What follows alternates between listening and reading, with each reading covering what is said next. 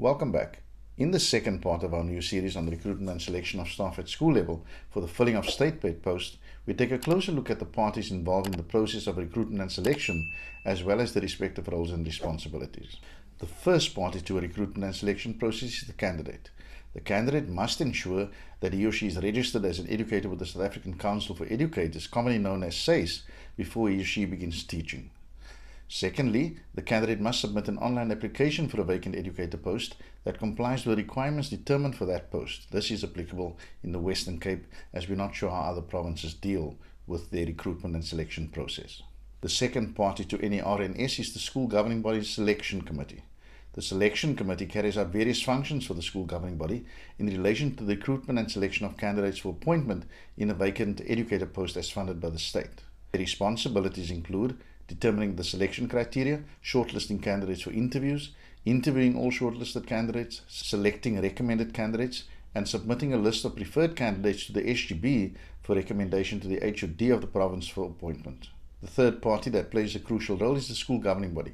The school governing body ensures that its decisions are taken in the best interest of learners at the school and their parents, and in a manner that is fair, unbiased, and free from undue prejudice. They further make recommendations to the head of the Provincial Education Department regarding the appointment of educators in the service of the PED to the staff establishment of the school concerned. They must also ensure that it is always properly constituted so that it is competent to take decisions, and it has to ensure that it complies with all substantive and procedural requirements as set out in its constitution, the applicable laws, and collective labour agreements. Another important party is the school principal.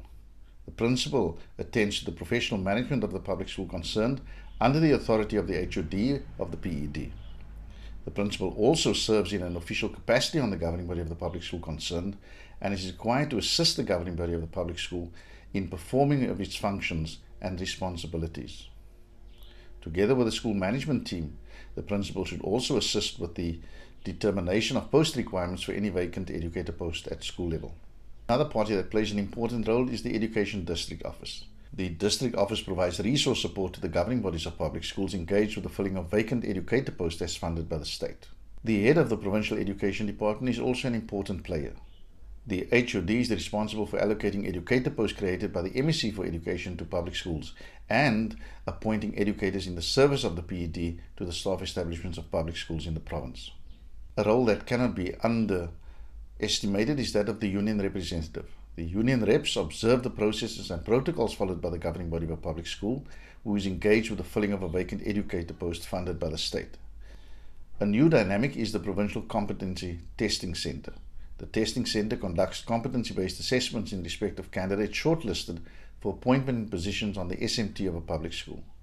They provide feedback to the governing body of a public school via its selection committee on the candidates as evaluated against the profile of the relevant post vacancy. Do note that an effective recruitment, selection and appointment process is one that enables the HOD of a PED to appoint the right candidate in a lawful and fair manner without increasing the following risks. 1. Making a poor appointment. 2. Having any act or omission on the part of the Provincial Education Department being the subject of legal proceedings and be declared unlawful. And 3. Delaying the appointment of a suitable candidate.